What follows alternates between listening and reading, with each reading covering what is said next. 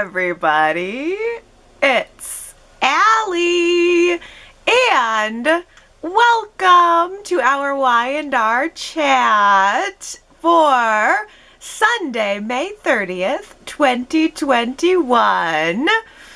Early in the week, I started to realize that a Neil Winters tribute episode was coming. Just from the way that Devon was talking, I had some anticipation that, Y&R put together a tribute episode for us. There's gonna be a special episode. And I told myself, okay, Allie, this is gonna be a tearjerker. There are going to be a lot of emotions. Let's try to keep it together. I don't need to be going off the rails because of this. Flash forward to 4 minutes and 39 seconds into Friday's episode, the first tear rolled down my face. I actually stopped my recording to look at the timestamp to see how far I made it. I realized, I could only hold it in for 4 minutes and 39 seconds. What is wrong with me? Oh, well. At least I wasn't alone. I have a feeling that I was in good company with the fans, and I also got the sense that this was a very emotional day of filming for the cast as well. The tears in everyone's eyes seemed very real. I got a sense that everybody just really misses Kristoff and really put all of their effort into making this a great episode in his memory. Especially, I got the sense that the tears were real from Lily and Devon. I think I've read that both Crystal Khalil and Brighton James have said publicly that they really felt that Kristoff was a father figure to them in a very real way, not even in just we kind of say that way, but that they really felt that way about him. And so I know that it was very sad for them to be thinking of his loss, but at the same time trying to celebrate his life. I really think that, even though Kristoff is gone, Y&R has been doing a very good job of making sure that his legacy with the show is not forgotten.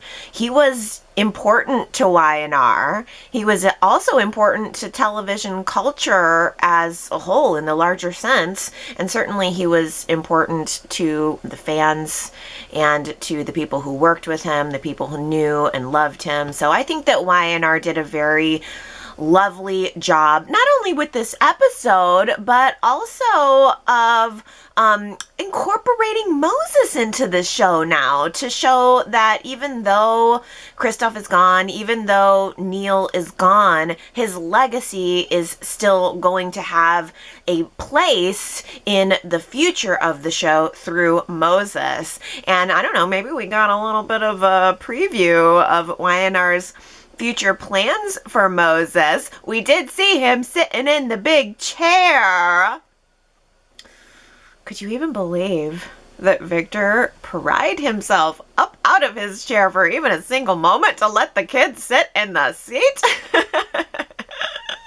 That was a funny little moment there. Wide-eyed, smiley Moses sitting in the big chair while Victor's encouraging him to try to follow in his father's executive footsteps. Maybe. Power can be very intoxicating, so who knows? Maybe Moses will find himself as Genoa City's next big power player. Yes, this was a very well-written and well-structured episode. One of Neil's favorite records, we are told, was Footprints by Miles Davis, and so his friends of Genoa City spent the day walking in Neil's footprints, visiting the places that he visited, seeing where he worked, being in the places where he relaxed, and of course listening to the music that Neil listened to and appreciated throughout his lifetime. The true Neil Winters experience. What made that episode really special, though, the thing that really made it stand out above and beyond any other tribute show, was the use of music here. If I understand correctly, all of the music that we heard in that episode was composed for Y&R in honor of Neil. Sharita had sent me a track list from iTunes where I think you can actually go and download the soundtrack to that episode and get the Neil Winters experience for yourself. How special is that? I don't know that I can remember Y&R other than the CD that they released years and years ago. I don't ever remember them ever releasing a special soundtrack to an episode or to a season or anything like that. So this is incredibly unique, incredibly rare, incredibly special, and you can really see that there was thought put into the composition of the soundtrack for this episode. When you go to iTunes to look at the track list, some of the track titles are Meditations for Neil, Memories of Moses, I think, or Moses Memories, and then there also was a Christoph Waltz. So you could tell even just from the titles of the tracks that this was something that the composer thought about and made in honor of this man. And of course they had that gorgeous finale song that I'm sure everyone was cued into. It was called Grateful for It All. Really nice way to end the episode. Just beautiful music all around. Music was the background for Neil's life, so music was the background for this special episode, and music was a way to draw people into his world. I think the idea that his friends in Genoa City were visiting the places that he visited while listening to the music that moved him, that's very powerful. Music can be a very powerful, invisible, almost spiritual connector for people. It's like listening to the notes that someone else listened to in their lifetime creates this unseen connection between them and you. And I just thought that was very moving, and I was especially also moved by Nikki not only listening to the music but playing it too, and especially now that I've been reading Melody Thomas Scott's book and knowing that she is just naturally gifted at the piano. That's something that she found an early love of. So knowing that she was there, not only listening to but playing the music that moved Neil, it was very special, and I had a moment of really feeling that connection. It was almost as if Nikki was playing the music for Neil, and almost like she was playing the music and interacting with Neil in that moment. And of course, I loved all of the flashbacks. I know you did too. I can never get enough of those flashbacks.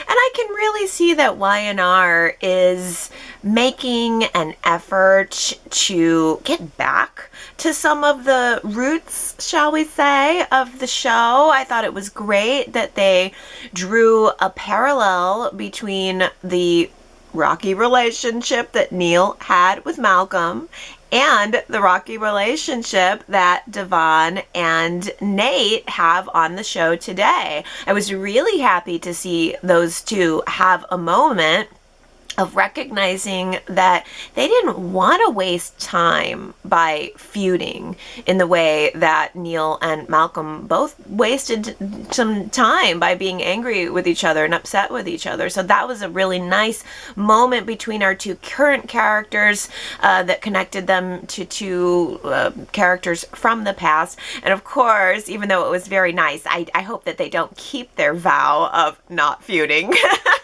I've been kind of looking forward to some feuding between Devon and Nate. So, nice sentiment, but I hope they don't keep their promise.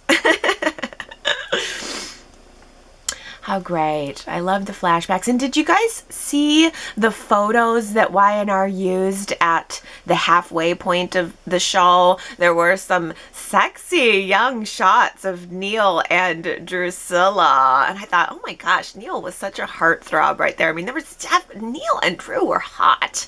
There was one photo in particular, and I highlighted it at the website, that I just thought, gosh, they were just on fire. They were smoking hot, both so sexy, so young, so into each other, so feeling it.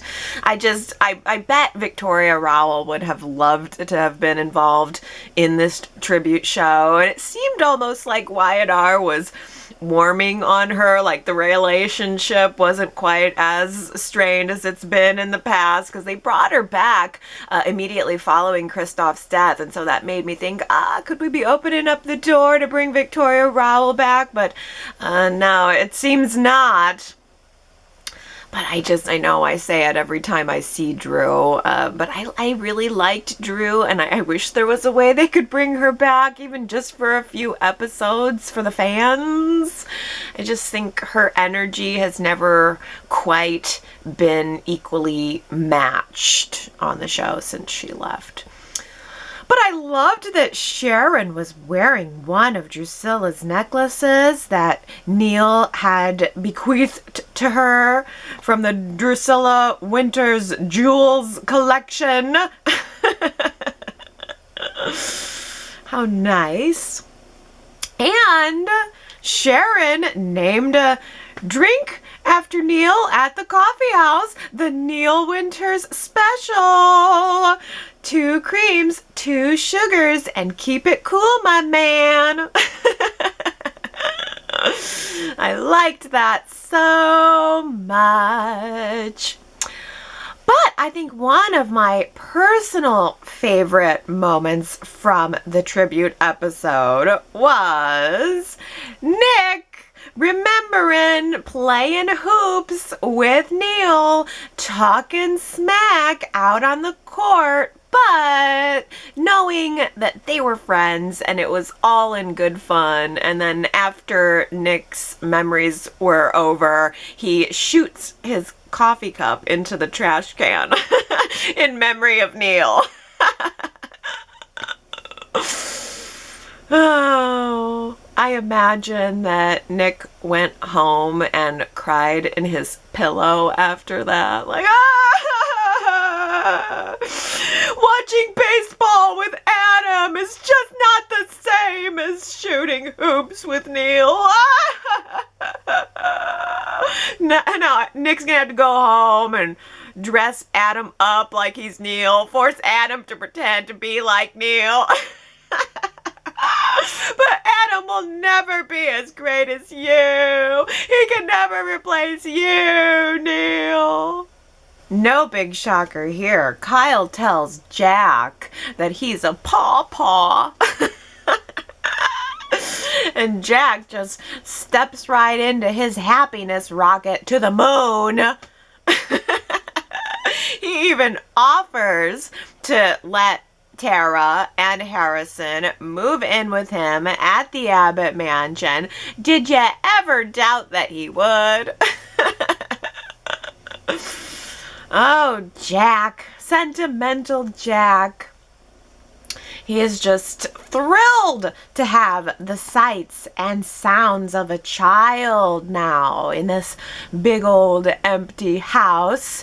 So he even invites Harrison to make as much noise as possible there. Okay, first of all, Jack, we'll see how much you mean that when it's 6 a.m. and Harrison is banging Mrs. Martinez's copper pots while he's like running up and down the hallways. We'll see how much you like all that child noise then. But second of all, I get the feeling that Harrison doesn't even make much noise, because the look that Harrison gave to Tara when Jack said that was like, Mom, what's noise? I have a feeling this kid doesn't make a peep. I have a feeling this kid's barely human. Little Harrison turned down a fresh out of the oven oatmeal raisin cookie from Mrs. Martinez. I have a feeling that Harrison and Tara are actually both robots. That's going to be the big twist on this story. So don't get your hopes up, Jack. I'm pretty sure that paternity tests don't work on robots.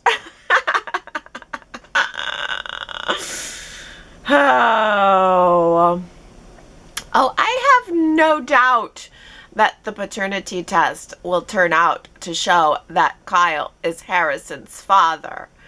But I do have doubts about whether or not Tara can be trusted to not rig the results. There's no way. Oh, man, I tell you, the Y&R writing is so much better lately. Here is a great example of a really nice sleight of hand twist in the writing. All this time, we have been watching the big, bad Ashland Locke told from the start what a monster he is. Well, the real monster, so it seems, might be Tara, all along with her big blue bloodshot eyes, just trying to protect her son, just trying to save Kyle from Ashland's attacks on Jabot. She's the one that got Ashland to call it all off. Now it's a month later, and we see that Ashland didn't even know what Jack was talking about when Jack mentioned the onslaught on Jabot. Meanwhile, Kyle is back at the mansion, sitting on the couch, doing his DNA paternity test swab like a doof, while Tara is plying him with cookies. Kyle and Tara are bonding all over again. Like it's New York all over again, only now they have this child to create an even deeper and more meaningful bond. Kyle and Tara are playing with Harrison in the backyard, just loving him, feeling like they're a family together. And for once in his life, Jack actually said to Kyle, maybe we need to be a little cautious here with Tara. Maybe if any of the many crazy situations that I've managed to find myself in throughout my long soap opera life have taught me anything, maybe we should keep our eyes on this lady. I was so proud of Jack for that evolutionary moment. Kyle and Tara just together loving their son, and Jack saying, able to see through his own grandpa haze. Wow. Jack sat down with Kyle and Tara, trying to talk to Tara, trying to ask her a few questions. But she was pretty much able to easily explain it all away, at least in Kyle's eyes, I think. Of course Ashland is going to be saying negative things about me. We're in the middle of a long, drawn-out, ugly divorce and custody battle. So it all made sense to Kyle, I think. I'll be shocked if Jack doesn't go right along with it, because it's clear that nobody wants to rock the boat with Tara. I think Kyle doesn't really want to pressure Tara. Kyle is falling in love with his son, and that's what he wants to be doing, and Tara is the key to that. Tara's a key component to Kyle continuing to have this relationship with who he thinks is his son. And when Summer asked Tara where she was planning to go after the divorce is over. Back to New York? Back to from whence you came? No. Tara tells Summer that she might just stay here in Genoa City so that Kyle can keep falling in love with his son. Oh, well, that was the moment when Summer realized that Tara is not going away. Tara is not just going to disappear. Tara is in fact planning on becoming a forever factor in their lives. Nick guesses, probably from his own experience, that there was exactly 9 months between the end of Kyle and Tara's affair and the birth of that kid. How perceptive of him. And Phyllis confirms that information for him. So Nick has done a lot of great talking with Summer this week. He at first was trying to talk to Summer, getting her to maybe be mad at Kyle or to get her to admit that she was mad at Kyle. I think that Nick sort of wanted to know that Summer wasn't going to let Kyle get a pass over this. And also I think Nick wants to know that Kyle's not going to hurt his little girl. But Summer's not a little girl. Summer is an adult and she is making adult decisions. She doesn't want to be on the opposite side of Kyle. She wants to be with Kyle all the way, no matter what that means. That tells me that Summer was certainly ready for this relationship, ready for this marriage a couple of weeks ago, but now what she thought was the life she was signing up for a couple of weeks ago is not the life that she is signing up for now. Things might be changing a little bit now because becoming a stepmom to Harrison, Summer says, is really not the problem. She loves Kyle enough to take on that challenge, no doubt about it. It's the Tara factor that's now really eating at Summer. Tara is always there now, needing. She's always needing. And she intends to now be there indefinitely. So Summer tells Kyle that, maybe we need to postpone the wedding until things calm down. But does postponing the wedding really mean canceling the wedding for good? That's the question on my mind. What do you think, Y&R Chatters? That's our poll question for this week. Will Summer and Kyle actually make it down the aisle? If you want to vote and weigh in on that, go to yrchat.com. Will Summer and Kyle actually make it down the aisle? She thought she was ready. I don't know if she's actually ready, and Tara could be working a really sly angle to make it not happen. I do feel proud of Summer for putting the brakes on the wedding because I think it was the right move for herself. I think she made the right decision for herself requesting this postponement. If Summer is not 100% comfortable moving forward, then that's the right thing to do for her. Especially since Kyle reminded me of the last time that they were scheduled to be married. He woke up on the morning of their wedding with no bride and a Dear John note sitting beside the bed. So if Summer wants to postpone the wedding until things calm down so that everyone can feel comfortable moving forward, then that's what Summer should do. And ironically, that's exactly what Nick told her to do. Last week, Summer was doing a lot of confiding in her mom. This week, she did a lot of confiding in her dad. I thought Summer looked so beautiful in that rose garden scene, too, in her purple jumpsuit. Jumpsuits, all the rage. They're just everywhere, these jumpsuits. And Summer looked beautiful. And by the way, our rose garden is back. Love the rose garden set for Summer. Yes. But yes, yeah, Summer just looked so gorgeous, but so sad at the same time. I just kept being struck with how beautiful she looked physically, but how sad she was on the inside. And it also occurred to me while Nick was talking to Summer, trying to prepare Summer for how her life was about to change. And this was not mentioned by Nick. I don't know why, because even he was talking with Sharon this week about the whole thing. I don't know why this wasn't brought up, but I'm pretty sure, if my memory serves, that while Nick was with Phyllis, he had that one night stand with Sharon at the cabin that resulted in Faith. So he was with Phyllis, got Sharon pregnant, tried to go back and raise his family and stay with his family with Phyllis for a while, but he was very much torn between the two, and he ultimately did go back to Sharon. So I thought, well, that's not too terribly far off from the situation that Kyle is finding himself in.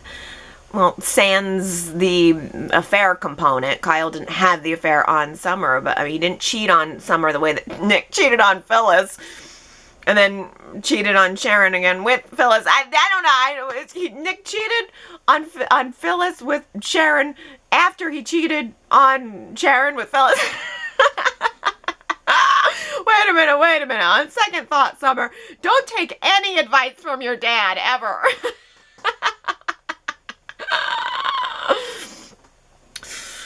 Or I don't know, maybe do take Nick's advice. Maybe he's exactly the person to talk to.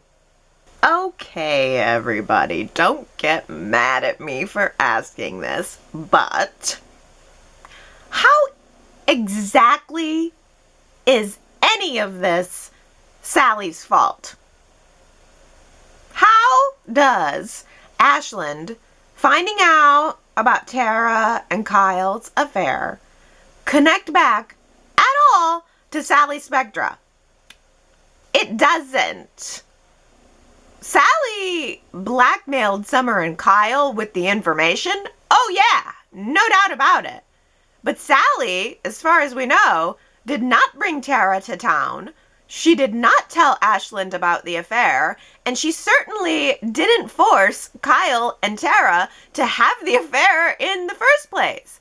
Yet, Kyle and Summer were very quick to jump on her as if poor little Harrison and his stuffed fox were forced out onto the cold streets because of her.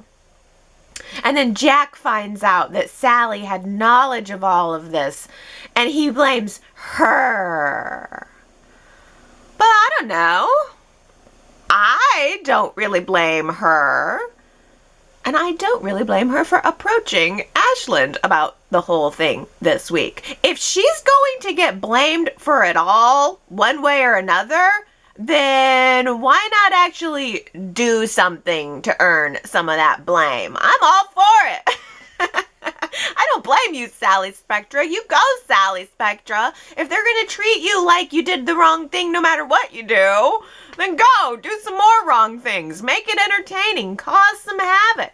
Sally goes to Ashland, tells him that she knows where his son is, and she would be very happy to give him that information if he does a favor for her in exchange.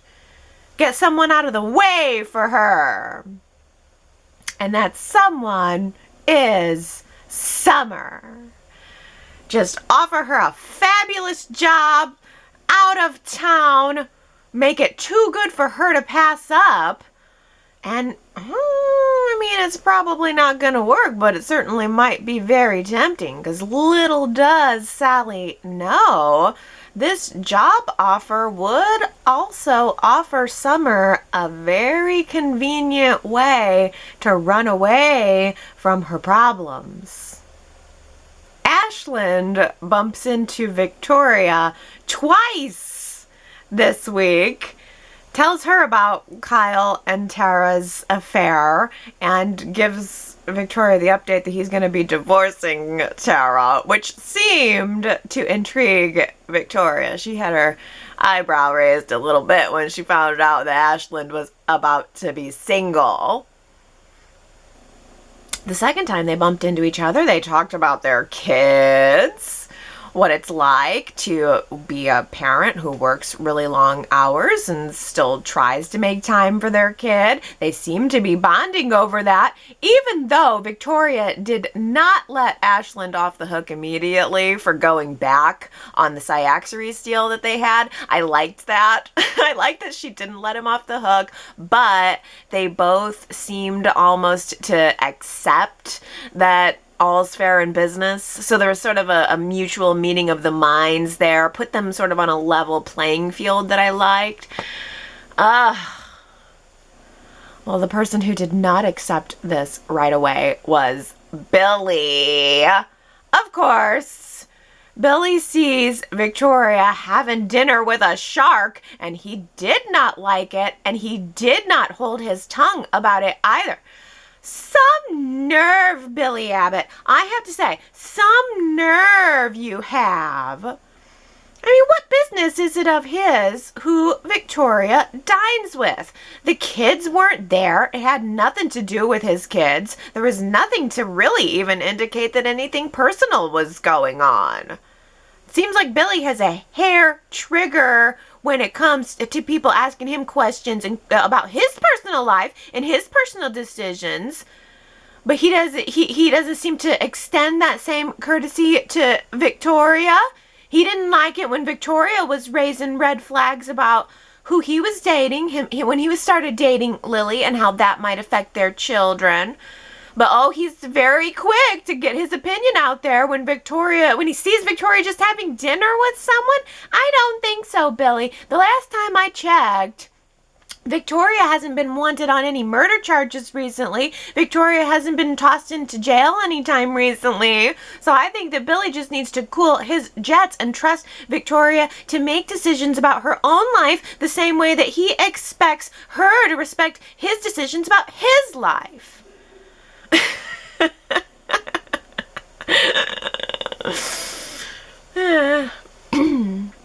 I really like Victoria and Ashland. This is exactly what I was asking for.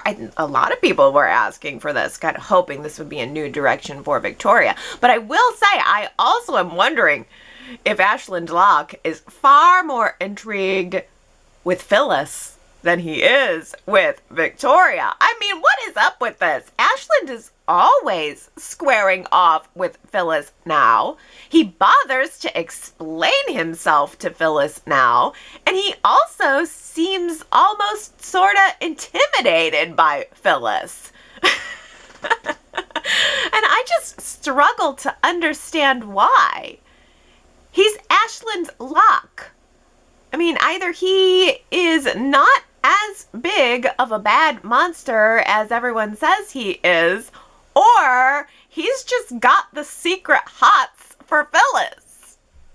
Amanda schedules a meeting with Victor, thinking that she's about to trap him in a lie. But the truth is, Victor does know her father. He just didn't know him by the same name. Victor met Rick Neeland. Neeland? I think it's Neeland? Rick Neeland? Victor met him a long time ago when he breezed right past Connie at the receptionist desk. Sorry, but Victor mentioned Connie, and I was like, ooh, I remember Connie. It takes so little. It really takes so little. Y&R just must know where all my buttons are, and they're just pushing them right now. Connie? Where is Connie? Oh, bring Connie back. What about Connie tribute episode? She was there for a lot.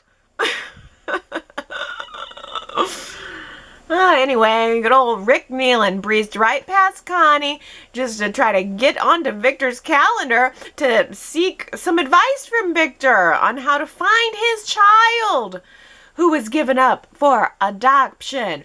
Rick knew Victor's story of being left on the orphanage doorstep. Apparently, Rick read the book. He must have read the book and knew all about Victor Newman's life story. And in those days, it wasn't easy to find someone the way that it is now. So Rick was seeking advice from Victor on how to find his kid. Victor gave Rick the name of a PI that he had used in the past, gave him a leave of absence from work, sent him on his way, and never heard from him again. Now, that was Victor's story. And there was a day where I definitely would assume that Victor is lying, that he, just knew that Amanda had a connection to Richard and to Sutton, and he was just playing her, knew that she was getting a little too close to something, and he was playing her. But I don't know, these are the days of a new, revised Victor Newman, so I want to believe him. Devon is right there saying Amanda should believe him, but it really throws into question Amanda's entire premise for her case. She was going to try to shift some blame onto Victor Newman, and now she realizes that what was going on at Newman Enterprises, her father's connection to Newman Enterprises, didn't really have anything to do with his death. The fact is that her father was looking for her. He was meeting with Victor because he was looking for her. I mean, Amanda's having this realization that her father was searching for who he thought was one child, but was really two children, just prior to his death. So that is a more likely connection to his cause of death. And not only that, but now there's just this emotional element for Amanda too. If her father had lived, there's a really good chance that he would have found Amanda and Hillary, that they would have been reunited, and that they would have stood a chance at actually forming this family that Amanda would have wanted her entire life, that Hillary had, but that Amanda just was missing. Now, who would have wanted to stop that? Who would have wanted to stop Richard from finding his children? Amanda asked Naya if Naya has been being completely honest with her, and specifically, Amanda asked Naya if Richard knew that Naya had gotten pregnant, knew that they had children together. Now, Naya had a very indignant, very offended response, but then Imani quickly shuffled Naya off stage, and Amanda wasn't buying Naya's whole denial reaction. Now, here's the thing. Naya may not be being honest about everything, but I don't think she knows everything either. What if Naya told Richard about the babies against her father's wishes, and told Richard about Sutton's plan to give the babies away? I could see Richard then feeling powerless, like he had no say in the matter, like Sutton was just ruling his life too. And maybe Naya was lying about how much she loved him. Maybe she was in love with Richard, but she chose her father's way because that's what she was always trained to do. But Richard wasn't. Richard wasn't going to let this powerful man control his life. Maybe the babies got given away and Richard went along with it at first, but then over time he regretted that decision, went looking for his family, and when he couldn't find them, he confronted Sutton about it, and Sutton had him axed. I feel like Naya is going to find out soon that she was betrayed by her father, that she supported her father, that she went along with everything that he wanted, and she was betrayed by him in the end. I think when the dust settles on this, that's what Naya's going to find out. I think what we're setting up here is Naya's new opportunity to make a choice. I think Naya's going to be in a position of needing to choose between her father and Amanda. I think Naya is going to be almost getting a redo. You know, I mean, she in the past has chosen her father's word, gone along with her father's say. It's always been her father's way. That's the way it's been her entire life. But now she's in a position to make a different choice than she did back then. She can choose the relationship with the daughter that she regrettably gave up all those years ago.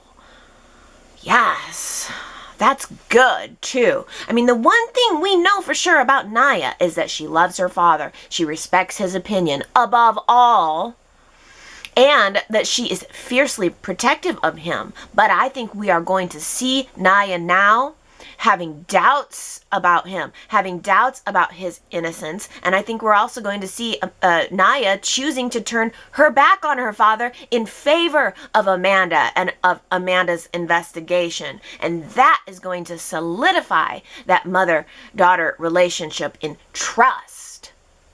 Oh, is that confetti in my hair? I'm sorry, excuse me. I was just busy celebrating the 1-year anniversary of the opening of the New Hope Clinic. All this confetti everywhere. On me and on Elena. Hey, I have an idea. Maybe we could celebrate the 1-year anniversary of when Elena and Nate boned down on one of the hospital cots. Is there any chance we could get some confetti and balloons and stuff for that? That was the most interesting thing they ever did, Elena and Nate. Ugh, Elena and Nate, when will it ever end or begin? I just don't know anymore. 1 week it's over, the next week it's back on. 1 week they can never be together. And then the next week it's burgers and milkshakes. I don't care which way this goes. I only want it to go some way. Nate says that he cannot trust Elena after she had the affair with Devon. And if that's true, I don't see how there is a way that Nate can ever give it an honest second chance without feeling like he is betraying his own standards. So goodbye, Elena. But hello, Imani. Imani is fresh and sparkly and new. She has no relationship baggage that we know of. And you know I was cheering at my screen at the previews for next week. Imani, all dressed in pink, locking eyes with Nate, saying that she might be staying around in this town for a while. She took one look at that fine man and said, I might have to stay here. I might have to spend some more time here in Genoa City. Thank you, yes. All I can say is, yes. Now, the majority of Y&R chatters, 52%, said no. No, Imani. That was our poll question from last week. Imani yes or Imani no. 52% of you said no. There's just something I don't like about this girl. But I'm over here in the 48% saying yes. She is going to chew Nate up and swallow him down, and I am happy to digest it. Do we have any update on when or if Chance will be recast? Or are we just waiting around for him to die? I don't know.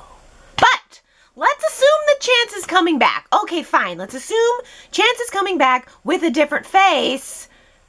Don't you think that he is going to come back and think that this situation that's going on with Mariah and Tessa and Devon and Abby is a little weird?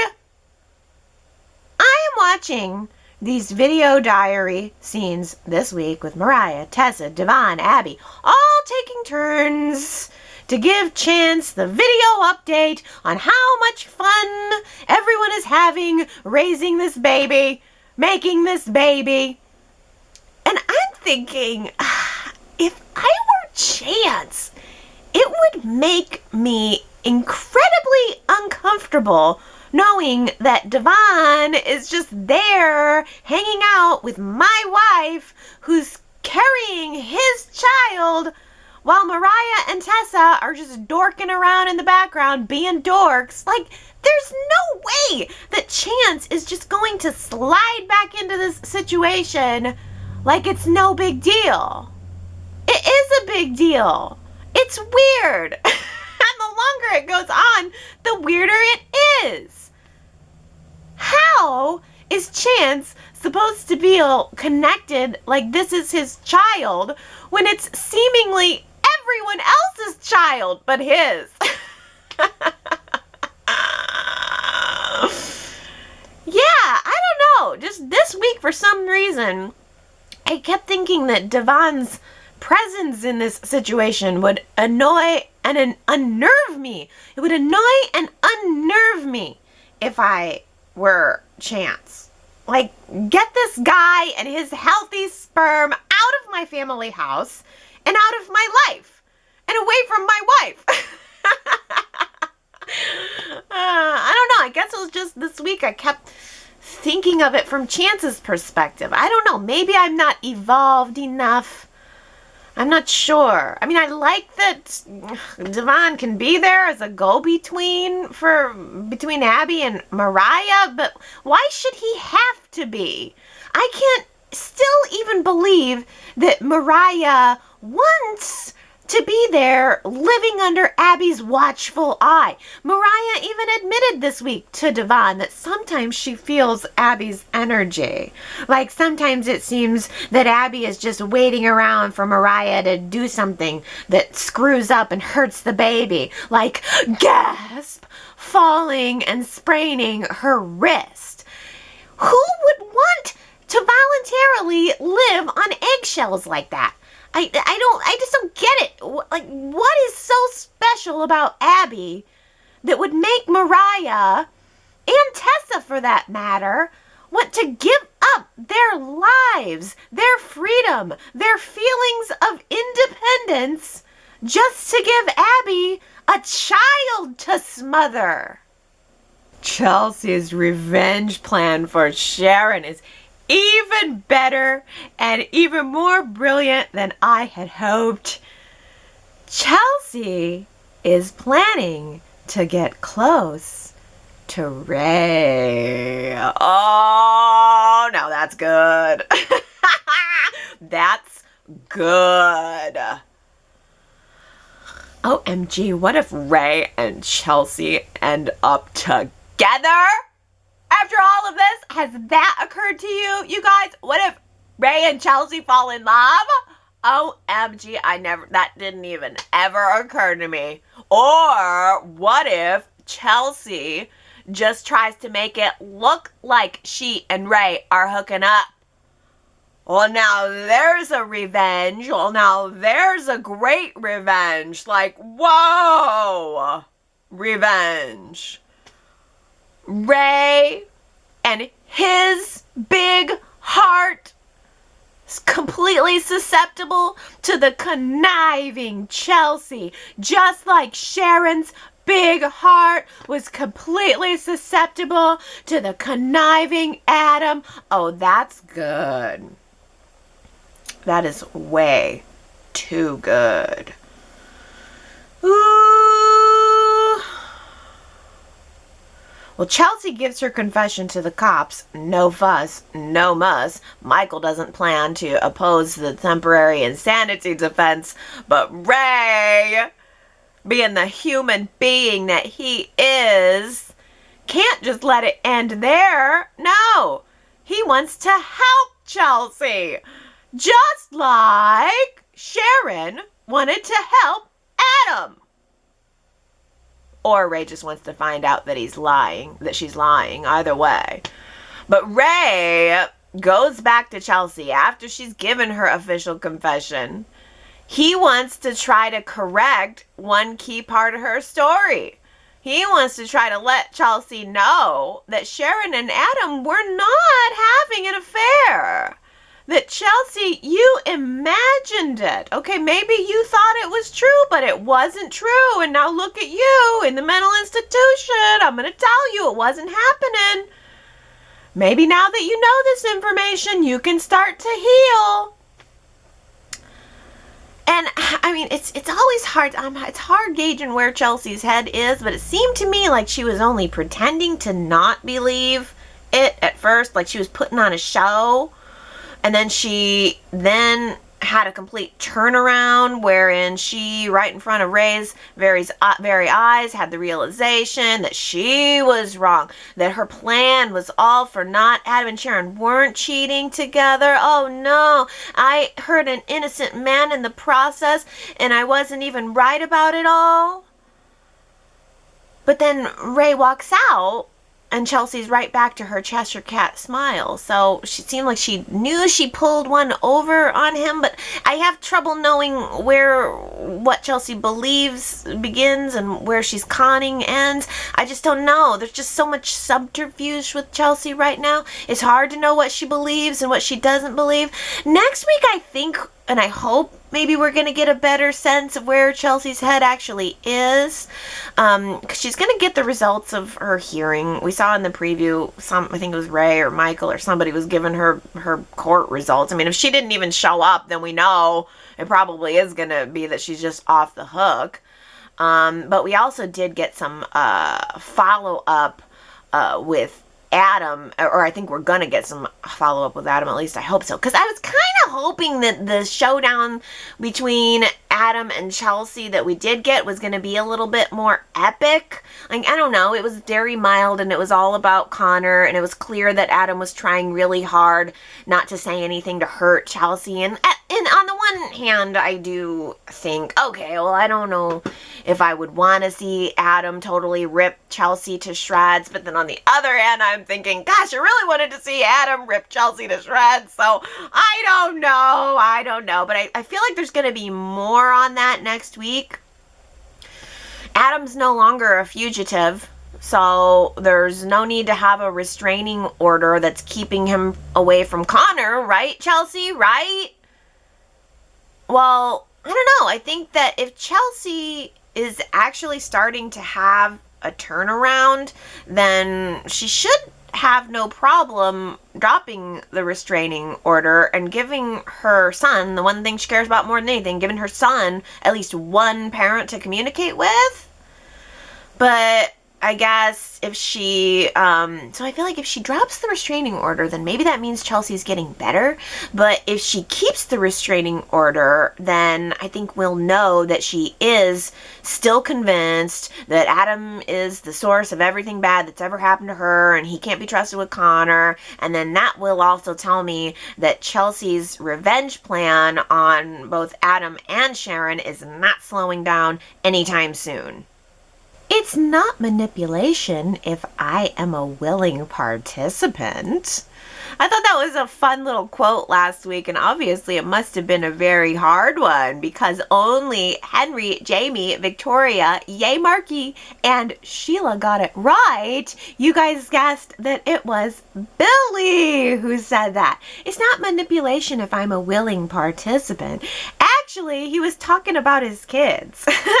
Lily was saying that he's got his kids wrapped around his fingers, and he says, well, they're not manipulating me if I'm a willing participant. So I thought that was kind of a cute moment. And it's a little bit of a throw off because you wouldn't expect that line to have been said about the children and the way the children manipulate the parents. So we've got children, we've got love, we've got marriage. Here's a new quote for this week. Love is hard and marriage is harder. Who said that? Talking about kids, talking about love, talking about marriage, all the things that soap operas are about. Love is hard and marriage is harder. Ooh, lots of people on this show should know that. Lots of marriages that are hard and don't work out. But do you know who said it? YRChat.com is where you can leave your guess. And if you get it right, I will give you your shout out during next week's Y&R Chat.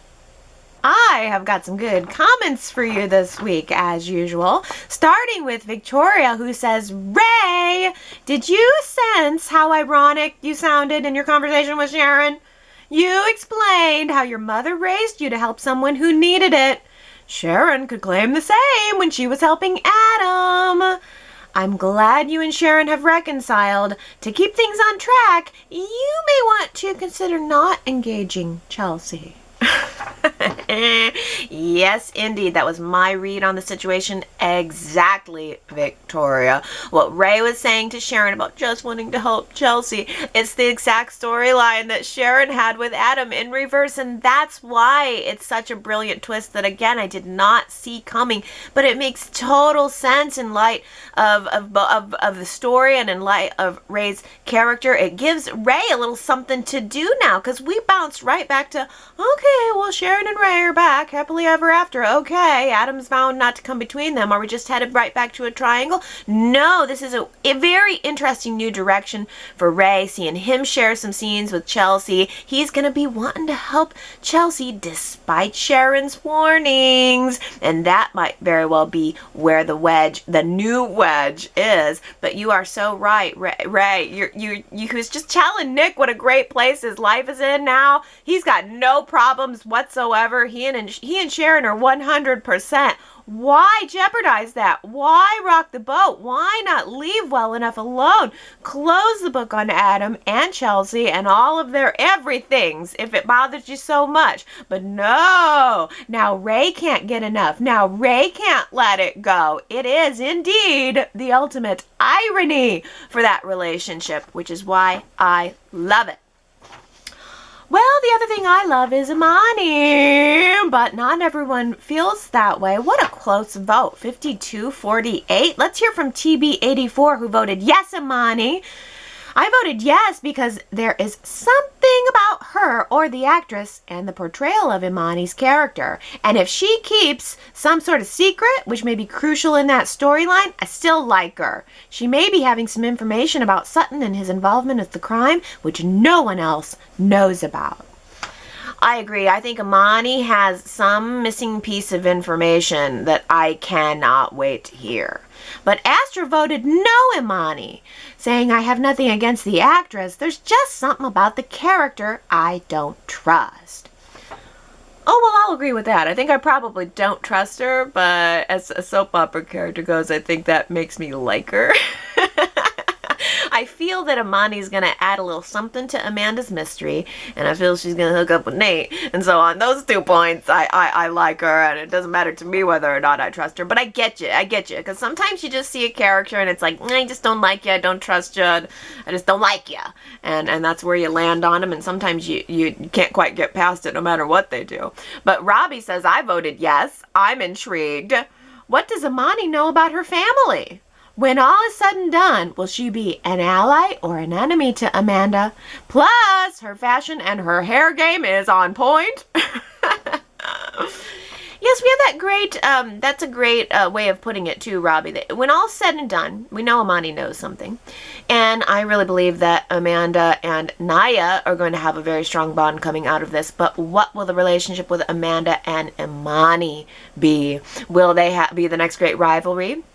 Or will they become friends over all of that? And also, yes, I mean, if we have got Imani and her fashion and her hair game sitting next to Michelle Morgan and her fashion and her hair and her everything, this is just cool. This is just really cool. I really like these two lead actresses. I think they're going to be great in scenes together. I would love it if they were rivals. I would love it if they were friends. I would love it if it was somewhere a mix of both. I think it's going to be good. But Henry says no, although Imani is very attractive, she adds nothing to the current storyline.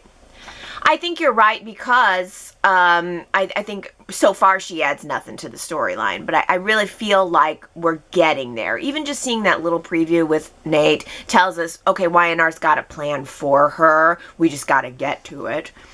Sharita says that Imani gives me some of the fiercely selfish vibes that once were Hillary. Her personality is more in line with a Hillary one, and I like seeing that contrast with Amanda. Yeah, I hadn't thought of it that way, but Imani could be bringing us that unlikable vibe that Hillary had that was kind of on purpose.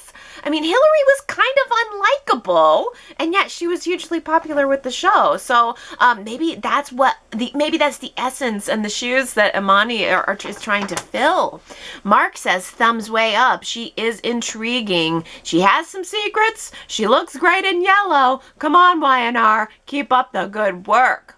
keep her interesting, keep her and her mother and her grandpa on my TV, make things happen with these characters. Show, don't tell. Indeed, Mark. Show, don't tell. That is a very, very good way of putting what I think has been an area where Y&R has lacked lately. Show, don't tell. I'm getting the show now. I'm liking about the show. And I think that even though Amanda's story was definitely lacking in show before, Imani's presence in it somehow gives me some more show now. Well, Ellen says Sutton has seemed ruthless and guilty from day one to me. I don't understand, Amanda. Why give the benefit of the doubt to a man who put his political ambitions over the well-being of his granddaughters? Take Sutton down, Amanda. Stop showing all your cards to Naya and Imani. Start playing this smart. You owe it to your father's memory. Oh, yeah. You know, that's interesting, Ellen, because you did say right from the start you did not trust Sutton. From day one, you were like, nope, don't trust him, don't trust him. And now it is, meanwhile, I'm over here like, I kind of like him.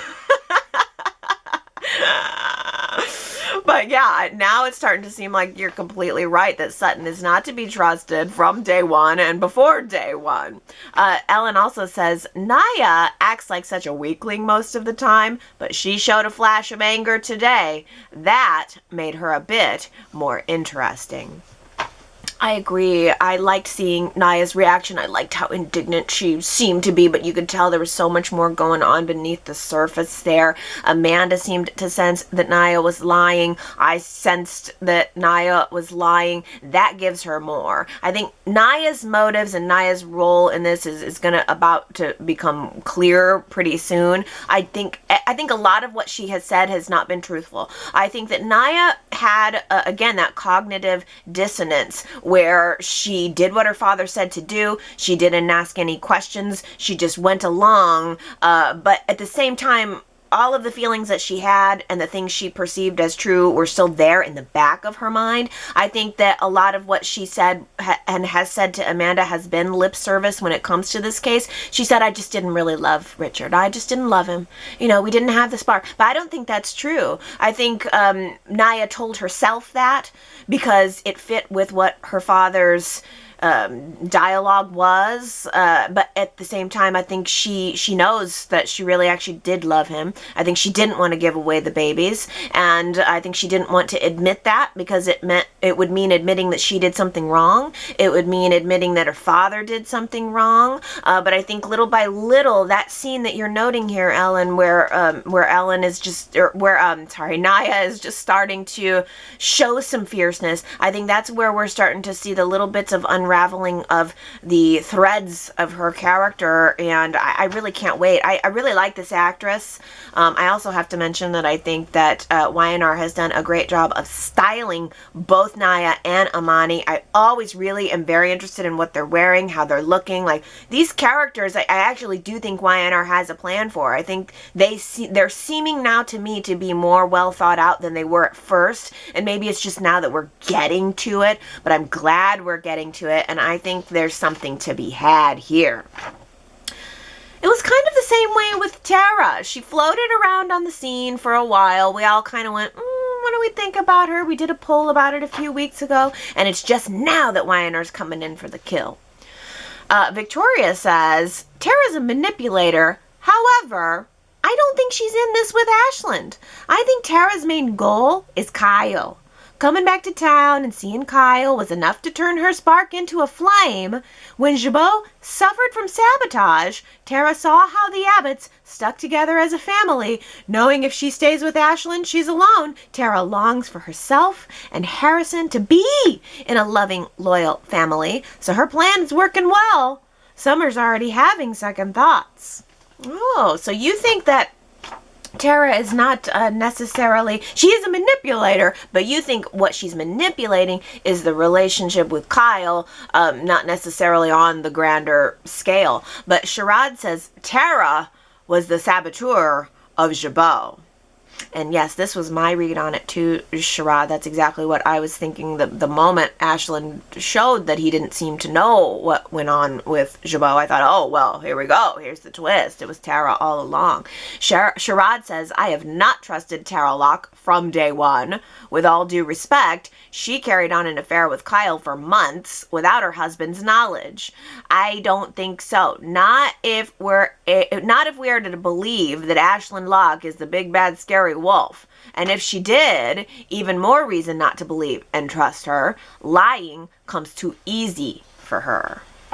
Yes, there is something just so effortless about Tara, and she doesn't, everything with her is so precise and so curt, and she doesn't linger on anything too long. She seems to be playing it just right if she is the manipulator, which is what I believe also. T. Nicole says everyone thinks Ashland is the dangerous one, and he might very well be, but at least that is known up front about him. Tara, on the other hand, could be way more dangerous as you don't see her attack coming. Yes. And that's exactly what Ashland said. He said, you guys don't know what you're dealing with when it comes to Tara. You think that I'm the bad guy, and maybe I am, but you don't know nothing yet. You ain't seen nothing yet. Diana says, Tara lying about the dates of her affair with Kyle still doesn't change the fact that Ashland, her husband, does realize that he was not intimate with his wife 3 years ago when Harrison was conceived. This does not make any sense that a smart businessman like Ashland Locke hasn't even suspected that Kyle could be the dad. He knows they had an affair, yet Nick, who's not supposed to be the smart one, has figured out that Kyle's the father before being told.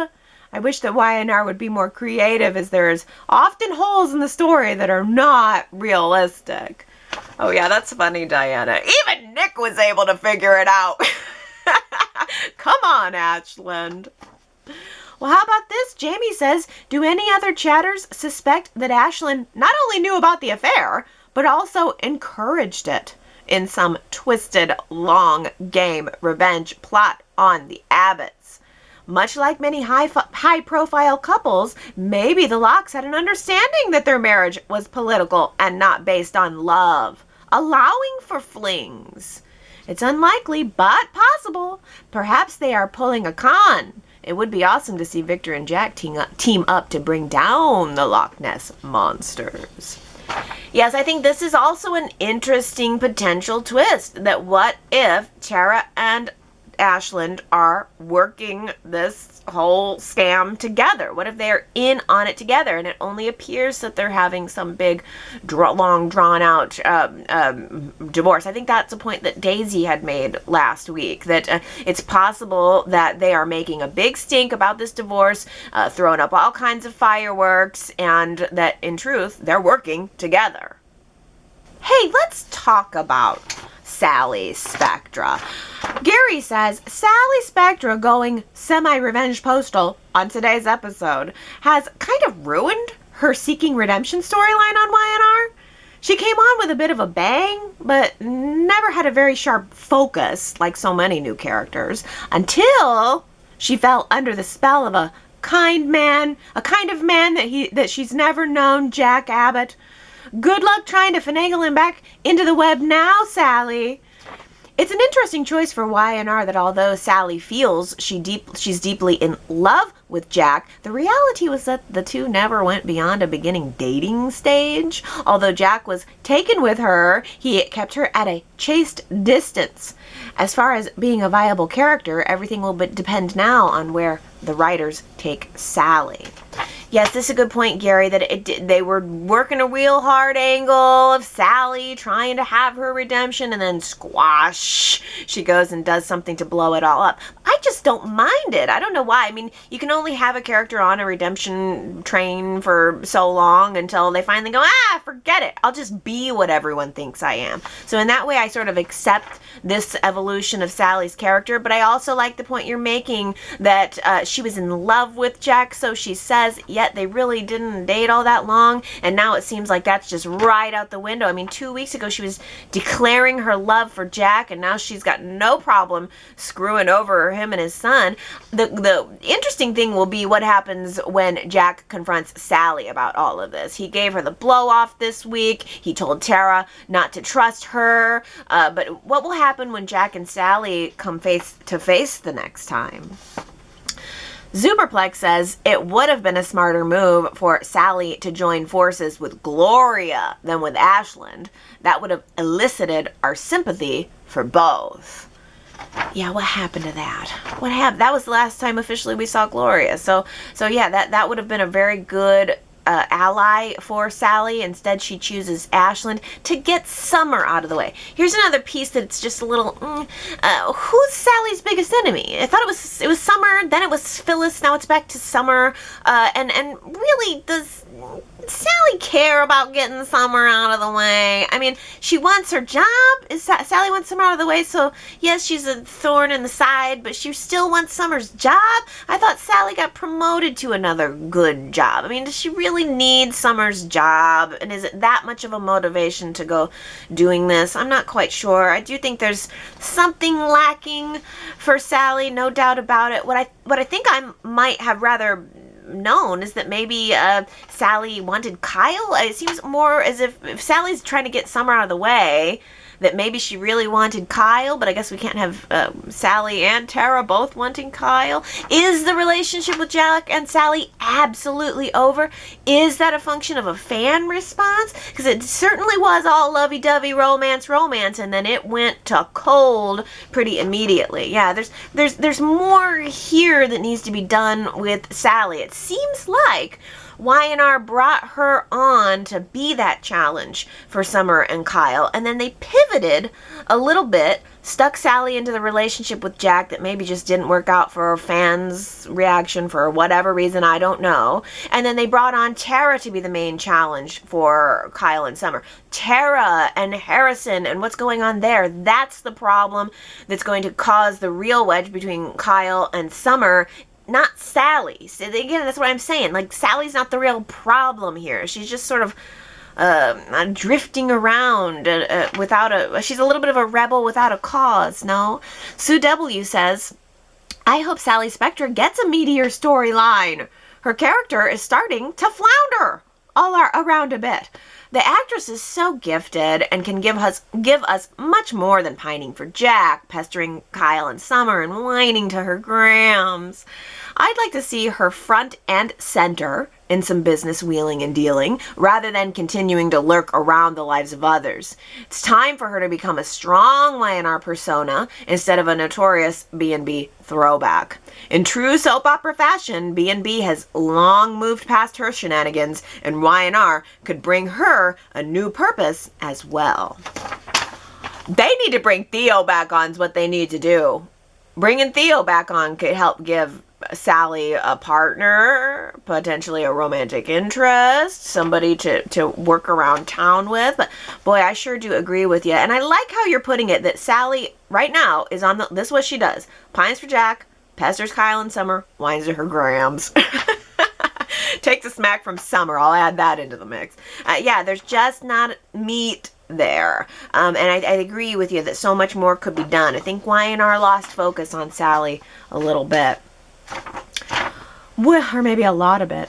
But speaking of characters who need a meteor storyline, Sherrod says, hey, Allie, as you noted on the recent chat, Kate Fairbanks' Tessa is doing her music. And in that vein, I wanted to inform you that she was just nominated once again for a Daytime Emmy for her song, More Than a Vow. That was partly played at Ray and Sharon's wedding, yet the powers that be did not actually allow the character to perform it on the show. Go figure. Yes, oh, well, congratulations. I do remember that was a beautiful, beautiful song at Sharon and Ray's wedding. Y&R seems to be putting a lot more focus on their music lately. I have to say, as a side note, I think that's wonderful.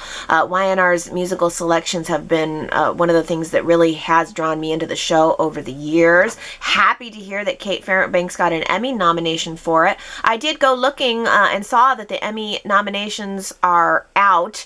I didn't write them down, sorry, but if you want to go Googling, you can find them. I think Melissa Claire Egan was Outstanding Lead Actress. I think I saw Brighton James was in there. I think Olivia Allen Lynn had a nomination. Marla Adams was also nominated for Outstanding Actress. So there was a lot of people there putting in their noms, and I will look forward to seeing what they wear on Emmy night. I don't know that they're doing a full red carpet, though. Oh, I should have looked that up. I care more about what everyone's wearing than who gets nominated. I just want to see who goes to the party. I love a party. And hey, even though we didn't get a formal gala for the Neil Winters memorial episode, I think we got something even better. Jamie says, oh my goodness, I miss Neil. The love that the cast feels for Kristoff is so evident in their eyes. I wish Michelle Morgan could have been a part of that tribute episode. My heart goes out to Kristoff St. John's loved ones. I like to think of him being eternally joyful on the other side with his son.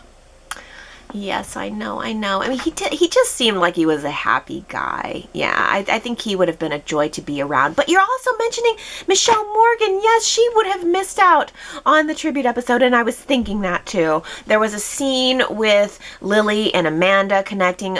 Lily was trying to hide her tears from Amanda, and Amanda was like, yeah, let's just get it out. Let's talk about it. He was a great guy. I wish I was more like him. And actually, Amanda would never have crossed paths with Neil, but Michelle Morgan as Hillary certainly did, and I'm sure that it was a big disappointment to Michelle Morgan to not be included in that episode. That is sad. I think she might be coming back pretty soon, because I thought I saw a preview of her for next week. I could be wrong, but I'm just saying, it might be a possibility that we might be getting Michelle Morgan back next week. Sharita says, this Neil episode gave me tears and smiles. I really miss Neil. As an African-American viewer of Y&R, I have always appreciated the Winters family and their representation of Black Americans. It was nice to see a Black man portrayed as a kind, smart business person with integrity. Oftentimes in television roles for Black people, we're marginalized to criminals, cops, or do-side helper friends. It is rare that the person is decent in business and as a person does decent in business like the other characters on the show and is given a full, fleshed out family and storyline. I honestly have always appreciated that about Y&R. And I have too, actually, Sharita. I really have always connected with the Winters family. I think that Neil and the Winters family represent much more than just to Y&R itself. Also, I think the Winters family really represented something for television in general, that this was a Black family who was being shown on our screens as successful, as competent, as competing in the same space with the other characters equally. Yes, I always kind of got a sense of that, and as we know, Kristoff was important also to Black television. He was in Roots, so this is a way that Y&R is still bringing him into the show and still reminding us of that by continuing on the legacy of the Winters family. It seems to be a conscious decision too. Y&R cast Moses. I think they have an understanding that they don't want to lose that legacy just because Kristoff is gone. There seems to be an understanding that they want to carry on that torch of the Winters family. Certainly Shamar Moore has gone on to do wonderful things with the fame that he got from from his place in that. And I also have seen that Victoria Rowell does a web series. Maybe someone called it like a Sex and the City style show that she's involved with now. And I really should look into that because I think she's just phenomenal. But yes, I thought the Y&R did a wonderful job with this. They certainly dwindled the Winters family through the end of the 2000s, and Neil did not have, in all honesty, did not have a large place on the show at and around the time of his death. I don't know what the reasons for that were, whether if it was Y&R's choice or his choice, but I like that they're trying to bring that back now. Sharita also shared the link to the album that is released on iTunes in memory of Christoph. It's called A Life Well Lived. The composer is Brad Hatfield. If you go to yrchat.com, right there in the daily chat thread, you'll see the link to the iTunes album, or you can probably just search it in your search engine. A Life Well Lived by Brad Hatfield. You can, for once and forever, you can actually download a soundtrack to a Y&R episode. That is unheard of. People are constantly coming to yrchat.com asking, oh, I heard this song. What is it? Where can I download it? It's just all the time people are asking about songs they hear in the show, and I never know where to point them. Y&R does not do, honestly, they don't do a great job of telling people where they can pick up the fashion, the music, anything that they see on the show. There's just not a lot of extra promotion and branding that goes into it. But here is an example where you actually can download the music. You actually can listen along with the characters. You actually can have the Neil Winters experience. And ending on this, Gary says, Allie, no pressure, but I hope you'll be performing some Winters jokes on Sunday. Yes, those famous Neil Winters dad jokes. I'm going to go out on a limb and take a stab and say that my jokes probably pale in comparison to Neil's and to Lily's recreation of Neil's dad jokes. I'll say probably the best that I'll be able to offer for you on this Sunday before Memorial Day, the very best that I can give as my contribution to the in memory of Neil Winters show is jazz hands. I can't give you music, I can't give you jokes, but I can give you jazz hands. Speaking of Memorial Day, we are actually getting Memorial Day episode on Monday. So don't think that you can just take a day off of Y&R on Monday. No, no, no. You better be there. Poolside with Kyle and Summer and Tara and Harrison and Jack, all by the barbecue poolside. Remember the Abbott Pool House? Yeah, we don't really get pool sets very much anymore. We don't even have the rooftop dive bar anymore. There's no pool. We need a good summer pool. I'm happy with the Rose Garden, but I wouldn't mind seeing some bikinis and some swim trunks. I wouldn't mind seeing Nate in some swim trunks, okay? Okay, I'm gonna, just like with the Neil episode, I gotta pull it back. I can't let myself get too off the rails on it. I don't want to have highs or lows. I am not going to let myself imagine Nate in a Speedo for very long. Okay, maybe just a moment. But now I'm done. Okay. I will work on imagining that later. Oh, I hope you had fun. I hope you guys enjoyed this Y&R chat. Thank you all for the happy anniversary messages. That was very nice to hear. 13 years sure doesn't seem like it. Feels like just yesterday. But also the other thing I wanted to say was when the show's good, Y&R chat is easy. I've definitely gone through periods where it's really hard to coalesce the week's show into a good through line.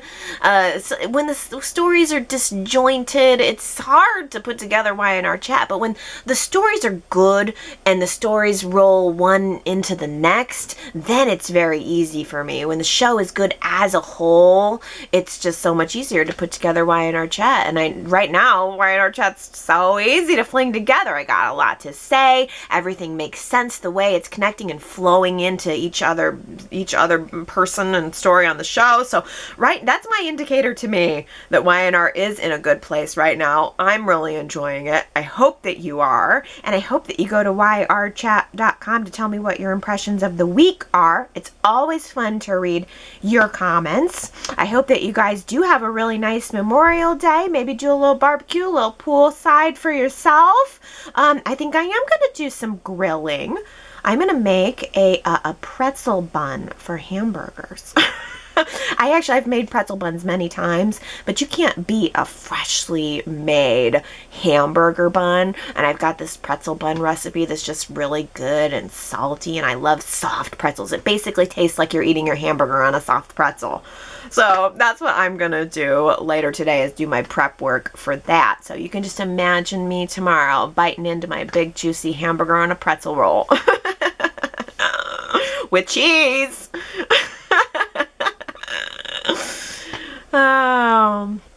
Okay, everybody, I hope you have a good Memorial Day, a really good week. Hope you enjoyed remembering Christoph St. John and Neil as much as I did, and we will continue to remember him through the show. Continue to come back to the website, continue to come back to Y&R Chat, and I'll see you guys next Sunday.